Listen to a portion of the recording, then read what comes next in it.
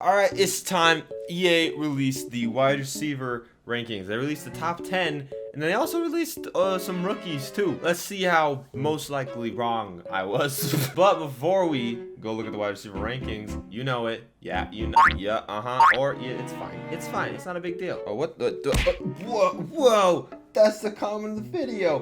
What a comment. Do you want to be the comment of the video? Drop a comment. You got a pretty good chance of being the comment of the video in the next video. I got a goal of 750 subscribers by the end of the year. I can only do that with your guys' help. I've appreciated all the love and support you guys have been showing me. All right, now let's hop into the wide receiver ratings. All right, here we go.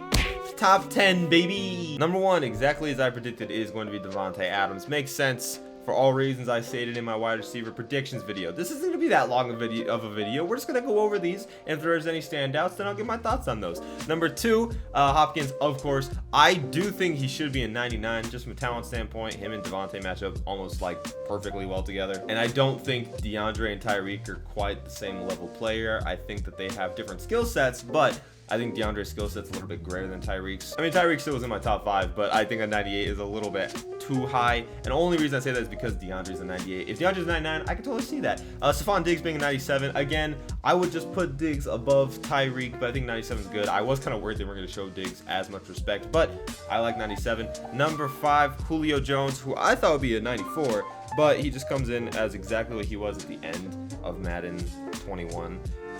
Which actually, like, now that I'm looking at this, Davante ended last year as 99, so he stayed the same. DeAndre ended last year as 99, so he went down. Tyreek ended last year as a 98, so he stayed the same. Stephon ended last year as a 97, so he stayed the same.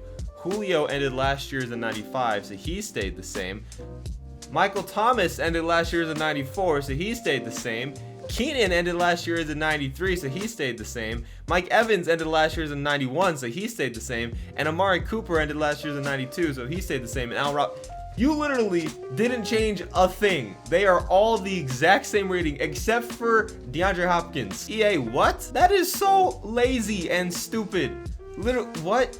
Okay, cool. The rating review literally could have been me going on to last year's ratings and just going, these are my guesses. Like, there weren't people who maybe deserved to be pushed into the top 10, not like DK Metcalf, who had a dominant season, not like Calvin Ridley, who also had a breakout season, or Terry McLaurin, who's easily becoming like one of the best wide receivers in the NFC right now. Like, listen, the top 5 I feel like are like, yeah, those are gonna be top 5, but from like 6 on, you can make a case for anybody, so I don't really mind the ratings. Like I was talking about with Tyreek, it was just, that's just my personal thing. So like, rating wise, whatever, but like, you literally gave us the exact same top 10 that ended last year. So here's my bold prediction for quarterbacks. Mahomes will be a 99, Brady will be a 96, Rodgers will be a 95, Wilson will be a 95, Josh Allen will be an 88, Deshaun will be a 90, Lamar will be a 91, Kyler will be an 82, Dak will be an 87, and Ryan Tannehill will be an 87, because that's what they all ended at last year. That is so lazy. So there's not much to react to in that case. So sorry to spoil your parade, EA. Now here's something that we couldn't have predicted because it wasn't in last year's game. It's not copy pasteable. We have the top 5 rookie wide receivers heading into the year, and I did talk about this yesterday because I did see how Jalen Waddle, they released him being the highest overall wide receiver. So 76 overall, I mean, it's great. I think his speed is a 97, so he's going to be a cheat code to use at the beginning of the year. Devonta Smith, obviously Heisman winner, 75 overall. Jamar Chase, the highest pick in the draft and one of the most talented guys in the draft, 75. I think the reason that they gave Jamar a little bump down is just because he didn't play last year. I know Jalen didn't either, but I think Jalen was going to be like the number 1 prospect no matter what coming into the season. And then Elijah Moore, 73, and then Kadarius Toney, 72. Yeah, I mean, it makes sense. Usually you don't see multiple wide receivers in a draft is like a 75 plus, but again, this is like one of the best drafts we've had offensively in the past 20 years. So I think that this pretty makes sense. I don't think that just because you were drafted above a certain player means you should have a higher rating. I think it should be talent wise. I was a little worried that it would go like in order that the players were drafted, but I like that how there is some differentiation here. There's not much to say because I mean, these ratings are probably not going to stay the same for that long. They're probably going to fluctuate within the first week of the season. I mean, if they fluctuate during the preseason, if EA is going to do that, that'd be cool too. But I mean, yeah, I mean, it's kind of cool because it's not about where you start, it's about where you finish. It's a great starting point for them. I mean, especially like Jalen, Devonta, and Jamar, because I mean, you're already pretty damn high overall. You're probably higher than a lot of wide receivers who are currently in the NFL. But yeah, I mean, there we go.